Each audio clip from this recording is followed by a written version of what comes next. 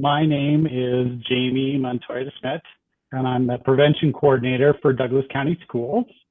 And I am joined this evening for our Parent University session with my counterpart, Lori Lacombe. Lori? Hey, Jamie, how are you tonight? I'm doing well. And we're very excited. We have with us this evening Dr. Chris Saiz. He is a school psychologist over at Legend High School, and he has a fantastic presentation this evening. So without further ado, Dr. Saiz. All right. Hey, everybody. Good evening. I thought I'd take just a moment to tell you about myself as we kind of get started here. As Jamie mentioned, I'm a school psychologist at Legend High School, and I work in that role primarily with students. I've also have been married for 32 years now, and starting most of that journey here in Denver. I've got a couple kids. I do restorative practices work with our district.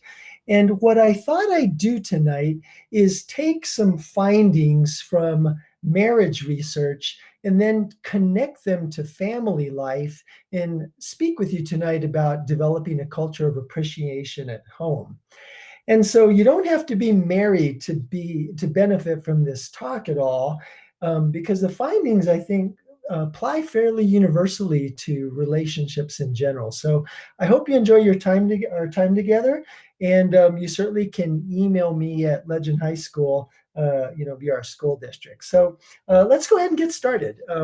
Here's the first slide. I put together a couple of goals for us, and what I'd like to do is talk about marriage research and what we know about why marriages succeed or fail, and then use those findings to inform family life for us, okay?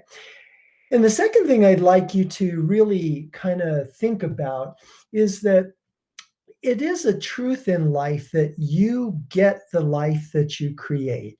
Certainly there's randomness to it, and who knows if I'm going to be in a car accident or things like that. But it is a truth that we're empowered, no matter our circumstance, to create the life we want, to think the thoughts that we want, and to build the life around us that, we're all looking forward to. And so I want you to see yourself this evening as an active creator of culture in your home or in your marriage, your relationship, the family life you live with your kids, as well as a participant in that culture. Okay? So where I want to start is just taking a little bit of a bird walk to the work we do as a school district in restorative practices. Restorative practices are, yeah? Hey, Chris. Can I interrupt you for just a second? Were you wanting to present? Oh, yeah, I'm sorry. I thought you were seeing it. Okay, let me go back. No worries. Thank you. Let's try it again. You're welcome. All right. Are you seeing that now, Jamie? Yep. Okay. Yep, so these are our goals. Right. These are the outcomes for tonight. Seeing yourself as a participant and a creator of culture. And we're going to take marriage findings and apply them to what we can build in family life. And so to take this bird walk now, restorative practices are a set of actions or practices that we use in the school district to work with our students. And the number one point I want you to take away from this slide is that restorative practices is first and foremost about building positive relationships with each other, connecting with each other, having fun, staying connected. Now, this is human life, and we get crosswise with people. And so the second point I want to really make is that restorative practices help us find our way back to each other when harm occurs.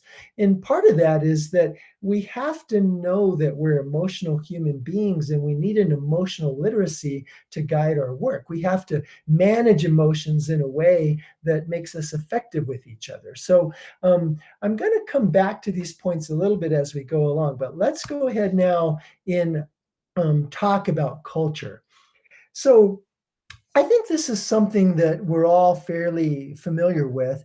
Culture really is sort of a fabric of attitudes and values, the practices that we see in our society or that we see in our families. So when you think of a marriage, two people get together and they start creating a culture and a life. They have rituals of connections, a language between themselves, the way they like to decorate their favorite restaurants and all of that. And so a couple that gets married, or families in essence, come to create a microculture that embodies their story and the way they live together.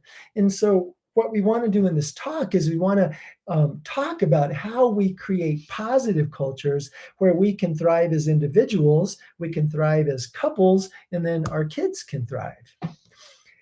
All right, so let's talk a little bit about what we can learn from marriage research. There are several sites in the country where marriage research has been ongoing for a long time now. I had the good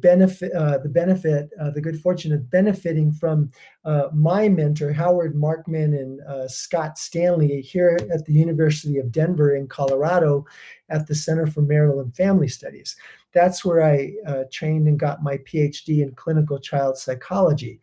DU is one of the sites that was funded by the National Institutes of Health and Mental Health and many other grants to put together studies that helped us learn empirically what happens in marriages that makes them succeed or fail. One of the other primary sites for this work is John Gottman's work and an entire research crew at the University of Washington in Seattle. Well, they're in Seattle. They have a place they call the Love Lab. And what they do is they invite couples to stay for the weekend or an overnight. And they enter this apartment. They bring the things that make them, comfortable. So they can bring their cookies or snacks or things to do or whatever, things like that. And when they get there, they wire them up, as you can see, to technology that codes respirations and heart rate. It looks at skin conductivity, blood pressure, all of these sort of vital signs that tell us what's going on sort of more in our bodies. And then they hang out, and you can see a video recorder there by the blinds. And so they record everything they say and do. And then what happens is we go into the research lab and we microanalytically code these interactions and see what we can learn from how couples interact. And John Gottman is his book, The 7 Principles for Making Marriage Work, is a must read. It's always on the Amazon bestseller list. And I'm going to now talk to you about a couple of principles or findings from that work. So what can we learn from marriage research? When you ask sort of out there in the world, what makes for a good marriage, probably the number one thing that comes up is communication. And while communication is hugely important in a marriage and its success, it's not the key predictor of why marriages succeed or fail. In research at the University of Denver here in Colorado, the PrEP program, and there in Seattle, has identified a number of factors that predict marriages that unravel. And I'm just going to mention a couple in passing because this isn't what our work's about tonight. But one predictor, for example, is what's called a harsh startup. And this is where couples, for example, maybe you're, talking out a disagreement or something like that, but it starts with criticism and contempt and a lot of emotion. And what Gottman's research shows us is that really you can predict the outcome of a marital discussion like that within the first 3 minutes. So if you start with a harsh startup, you kind of may as well just end it because it's likely to unravel and blow up on you. So that's a predictor of relationships that succeed or fail. And then Gottman has a term that's called the 4 horsemen of the apocalypse. This is sort of a biblical term from Revelation, but the idea is apocalyptic. And the idea here of the four horsemen is that marriages that really struggle and start to erode in terms of their quality, they have a high degree of criticism in them, and criticism sort of metastasizes into contempt, where we look at our partners or those we love with disrespect, say, maybe even disgust, and then we get defensive. When things need to be discussed or talked about, we find ourselves responding with defensiveness and protecting ourselves. And then the last one is stonewalling. What happens in stonewalling is that really nothing gets discussed because it gets so loaded with affect, or these attempts that are always failing, is that finally we just can't take it anymore, and we pull out of the discussion, roll our eyes, sit there silent, maybe even leave, things like that. And so the four horsemen are a predictor of divorce. And then flooding and repair attempts are two others. Flooding is this constant psychological and physical experience where we just get psychologically and physically overwhelmed with the conflict to the point that we really can't persist in it.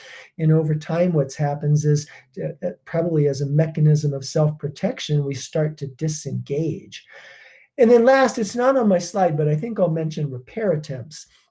Repair attempts, conflict happens in marriages, as you know, and what happens for the masters of marriage is they can find their way back on track. And so a repair attempt really is any action that a couple uses that sort of is a self-correction and allows the conversation to keep moving. So for example, if just just a while ago, I was talking with my wife. We're going to do a marriage talk tonight via Zoom for our church. And I was talking with her and I asked her a question, but I proceeded to answer it. And then she started to, say that, like, there I go again. I was, answering my own question. And what I did is I tossed her a repair attempt, meaning, I kind of smiled and smirked. And then we both realized what was going on. And then we got back on track. So repair attempt is, humor, really any action a couple makes that helps the conversation to stay positive. And what happens when marriages unravel is repair attempts don't succeed, even though someone might say, "I'm sorry," or "I didn't mean it that way," or try humor. It just keeps negative, and the antagonism, stays there, and gradually these things unravel in marriage. So we do know about how marriages succeed or fail, and we know that communication is important, but not the key factor. So what in fact is? Well, you can see on my slide there, what really predicts marital stability over marriage is the quality of a couple's friendship. If you're married at all, when you were dating that your partner could do no wrong, right? Your spouse could do no wrong. Everything they did was cute. You could talk all night. There was just such a degree of positivity and generosity that you never thought it would go away. And what happens is, in marriages that start to unravel, is that friendship starts to erode to the point sometimes that it's hardly detectable anymore. But how we keep marriages together is by protecting friendship. Friendship's critical because it protects us against feeling adversarial toward our spouses, or let's say even our kids. When our relationships are strong with them, we think of them more positively.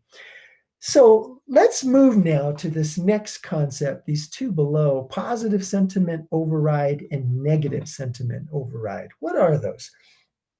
Well, what happens in marriages that are thriving is that couples work together in ways to build friendship, to protect friendship, and their relationship gets established at such a high set point of positivity that it's difficult really for much to knock them off their game. So you've been in this space before. Think of a time when you were in your family and everything is going so great, and man, life just seems fantastic, and you're carrying all these positive feelings, and then something happens, like say I'm in the garage and I yell to my wife, "Where's the box cutter, for goodness sake?" And the tone of voice that I'm using is a little bit edgy. When you're in that space of positivity, my wife just might holler back, "Oh, it's in the top drawer," and not even react to the negativity that I'm feeling or the stress that I'm feeling, because those positive feelings override anything negative that could impact her at that point. Now, the opposite's true for negative sentiment override. What happens is negativity can snowball in our families to such an extent that what happens is everything that people say or do starts to get interpreted negatively. Even neutral or positive things, we start to get up in our head and read between the lines, and our negative thinking supersedes any of the positive thoughts that we have. The last thing I want to talk about here, and then we're going to apply these, is this idea of the magic ratio. What is this? John Gottman found, when he watched couples in the love lab that I was showing you, that at all times in their relationships, couples that are succeeding and marriages that are thriving have a positive to negative ratio of 20 positives to 1 negative, whether it's something said or an interaction or thing like that. When you think about that, that is absolutely phenomenal.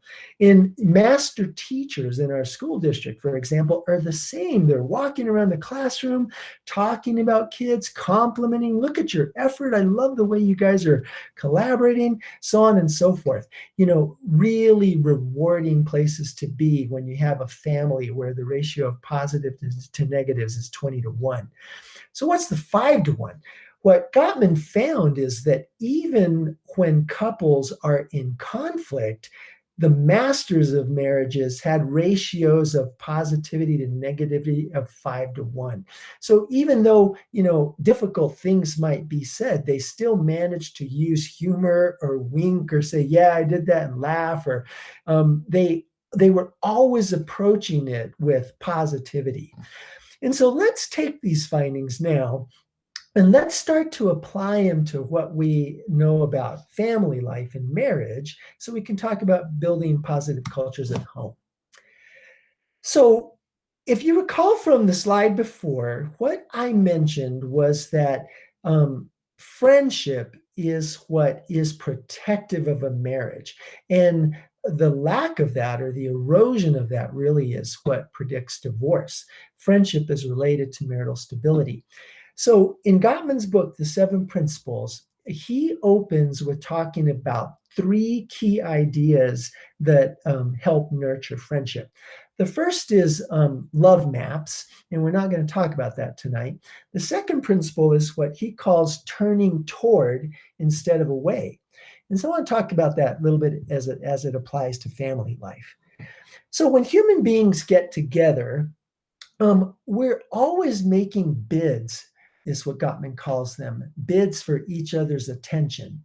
And what is a bid? Really, it's an action, it's a statement that is really looking to connect with someone. My wife is always taking pictures of clouds. It's the most awesome thing.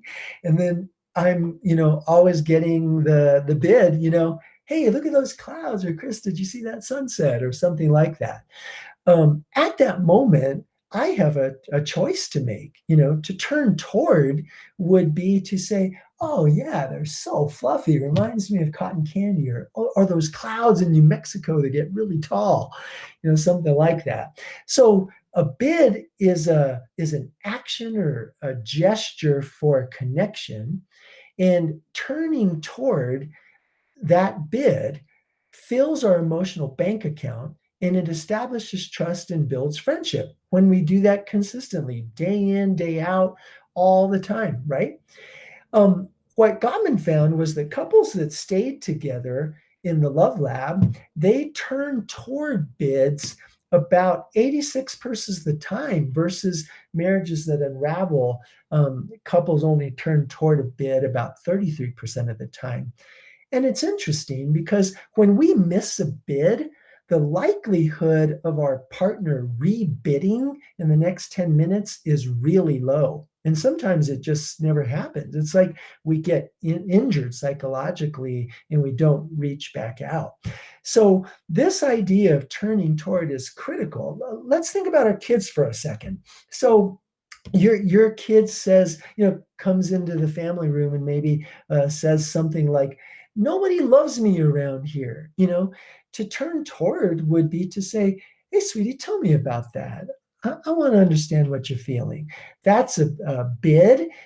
Maybe it's even yelled in anger and frustration, but it's a bid. And that's one of the things about bids is that we don't want to miss them when they're wrapped up in anger or frustration. So for example, let's say my wife, is exasperated and says something like that. Gosh, I'm the only one around here that's always clearing the table. So when you think about it a second, it's a bid. It's wrapped in a little bit of frustration or anger, but there's something underneath it. Really, the bid is, would you help me, right? And so when a bid is wrapped in anger, the real key is to kind of look for what the message is underneath and then respond to it, just to say, what do you need from me right now? Or tell me about it. I'm sorry, you seem kind of frustrated. What can I do to support you? So the big idea here in this finding applied to family life is that what we always want to do is turn toward each other as spouses, and to turn toward our kids and to help our kids learn to turn toward each other. So on this slide, what I've done is I've just put a couple of examples for you to kind of look at. How do you turn toward? Basically, you try to tune in. It starts with paying attention. You notice the bid, it's maybe body language, maybe it's words, maybe it's an action. Try to be attuned to it. And then respond both to what's overt as well as to kind of what's underneath, the text and the subtext, the words and the suggestion. Show interest, ask questions, nod. So, for example, if someone says, let's get the chessboard, the bid is, hey, play with me, connect with me. And we can build positive cultures in our family by turning toward. Okay? All right, let's go to the next one now. This is principle number 3 in Gottman's 7 Principles book. The principle is nurture your fondness and admiration. If you remember, I was talking about those marriage findings about the 4 horsemen and the harsh startup and things like that, and criticism and contempt. The antidote to criticism and contempt is to nurture your fondness and admiration. And so this starts really within ourselves, okay? So what happens in marriages sometimes is you've probably been there. You know how it can be that, you have some disagreements and maybe the conflict kind of leaves a residue that can create sort of an antagonism. And that antagonism can kind of almost metastasize into a cancer that starts eating away at the positive feelings we have toward each other. And that may be even, with your kids. Sometimes, kids do things that are endlessly irritating, and it's really challenging sometimes to kind of stay on that positive friendship side. The answer to that is to nurture your fondness and admiration. It's the antidote to indifference, criticism, and contempt. And it resets a struggling relationship to a more positive perspective, okay, by doing the work of nurturing fondness and admiration. And it changes us. What happens is we have to win the battle in our minds, that helps us to think about people and those around us more generously. And what happens when you do this is it creates a culture of affirmation at home where people are complimenting each other, noticing the positives and things like that. So how do we do this? What Gottman says is that what you have to do is scan for qualities that are going on, actions, qualities in your family, among family members or your spouse that you appreciate, and then you say what you noticed. So when Gottman et al. Did a study, what they did is they took couples that were distressed and they took couples that were thriving, and they asked them to count the number of positive interactions that were going on that they noticed, okay? And then they had a trained observer do exactly the same. And this is what they found.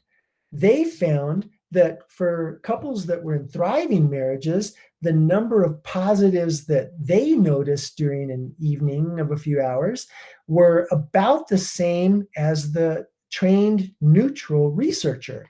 But for the couples that were distressed, the researcher saw 50% more, say, than the couples that were distressed themselves. And what that tells you is that the positive actions and qualities are actually there, but we miss them when we're in negative sentiment override. And so how you do this exercise is you actively look for and notice and scan for the qualities and actions that are positive interactions going on among your family members, and you call them out. You appreciate them. So these are things you could say all the time. Thanks for cleaning up the cushion. I so appreciate you. That just really relieved a lot of stress I had. Oh, the walk we took was fabulous. Oh, your hugs, they're absolutely the best. And, with your kids, notice that when they're kind and generous and notice it for them. So the I appreciate exercise is key to friendship, and it's a way you nurture your fondness and admiration. Now, the second one is called, this is a part of fondness and admiration, is called cherishing. And what you do is to overcome those negative thoughts that can be self-perpetuating and sort of create distance, between us and our kids and us and our spouses. We want to cherish them, right? And cherishing is a habit of mind. It's not something that happens. It's something that we cultivate. So what you do is you find a list of positive qualities. If you search for these things online, or it's on my slide set, there's a link. You can find a list of hundreds of these. And then what you do is you choose 5 or 10 that you see in a family member, someone at work, someone that you in relationship with. And then you call to mind a time you saw the person display the quality. And then you say to yourself, I'm really lucky to know Jeff. He's just so generous. I love that about him. And then you write a note to the person expressing your fondness and admiration.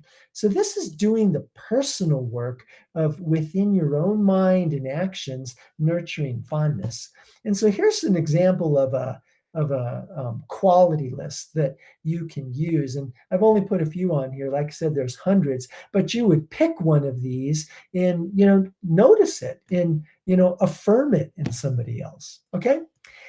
We have just a couple minutes before we're out of time this evening. And so here's another one. Gratitude gifts. This is not a Gottman principle, but gratitude gifts are a way of creating culture and positivity at home. And there's so many ideas.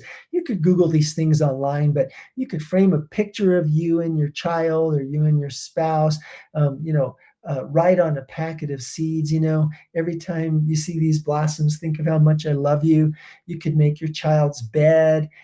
You could make 7 gratitude notes and give them a whole week, and they open one every day and you're telling them how much you're grateful for a person. You could share a playlist of songs that remind you of someone. There's all kinds of things you can do that, like you see on my slide. For kids, you could do a scavenger hunt where you hide some positive notes around the house and they find them. You see the thank you doodle on my screen. It's kind of fun to paste a note on the mirror sometimes, and just say, Marcia is so kind, this is what she did today, and everybody can see that. Make sure to share that, because you don't want to create jealousy in the kids or anything like that. But in a gratitude story wall is just a place where you can have a big sheet of paper up and record all these things. All right. And then last, I think I want to say before I go that in restorative practices that I started with, to become a person that's positive and someone who really value relationships, it starts with us, you know. And so just for you tonight, what I'd say is that sometimes what we need to do is be kind to ourselves. And what that means is we need to take the time to remember when someone was kind to us at one point. Maybe just let the gratitude well up in us for 30 seconds, or think of a challenge in your life and ask what you're grateful for about it, what it's teaching you. Or take a mental photograph of scenes. I'm looking at my window right now, and I'm looking sort of at some like a green belt over there, and I can just pause and take a picture of that and be aware and just affirm myself, and say, this is great, Chris, and I'll remember that. And be compassionate on yourself. You're going to get it wrong, but just come back to these principles and affirm that you're a learner in life, and that you're going to do it. And then last, savor an experience. Take the time sometimes to really eat a candy with intentionality, or smell a fragrance, or look at a view, and just drink it in, bask in it, soak in it. And these are ways that you can kind of transform yourself to be kind to you, be in relationship with yourself. So I want to thank you for the time tonight. It was great to hang out with you. My email's on this last slide, and you can certainly email me at Legend High School if you need anything. But I wish you all the best in your family, and I hope you create that life that you want and that positive culture with you and those you love. Thanks. Hey, Chris, thank you so much. That your wisdom is wonderful. I love all the positivity and feeding. The seeds we feed in our brains are the ones that grow, right? And it's such a nice job of giving us some really good tips on trying to continue to do that, because I think we're finding, being home a lot, that we're realizing relationships take a lot of work. And it's okay, it's good work, but it's conscious, it has to be mindful. And so we appreciate you and taking this time tonight to share all this. And for our listeners coming in, just so you know, if you go to the YouTube channel for Doug Coast Schools under Parent University, Chris's, this webinar will be shared there eventually, hopefully sooner than later. And so then you can share it out to your friends. So thank you, Chris. Have a wonderful night. Good week. I look forward to seeing you again. Thanks. Bye, everyone. Bye-bye.